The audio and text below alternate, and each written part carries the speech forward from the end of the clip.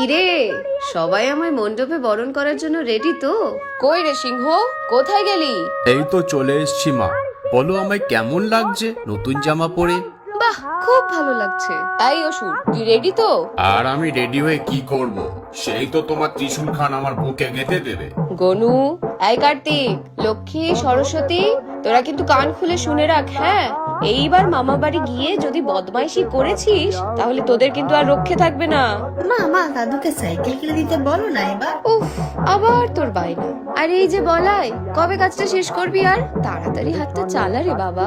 এই কানাই, যাতে চিনি বেশি দিস না, সুগার হয়ে যাবে। আর কানু, আলুটা মাখার আগে ওই হাত দুখানা ধুয়েছিলিস? উফ বাবা, হয়েছে হয়েছে, আর অত ফটো তুলতে হবে না মা। প্যান্ডেলের জন্য কিছু তো বাঁচিয়ে রাখ। অষ্টমী সাজ তো তোরা এখনই সেজে ফেললি। ও মা, কি মিষ্টি লাগছিস রে তোরা দুজন, কিউট। এই, আরে ধুনুচিটা ঠিক করে ধর, আরে হাতটা পুড়ে যাবে তো। এই বাবাই, এই চিলের মতো ওটা কি ওড়াচ্ছিস রে? ওয়াও, কি সুন্দর লাগছে আমার শহরটাকে।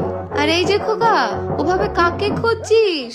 তাহলে চলি, আমি রওনা দিলাম প্যান্ডেলে। আর তোদের সবার পুজো খুব ভালো কাটুক।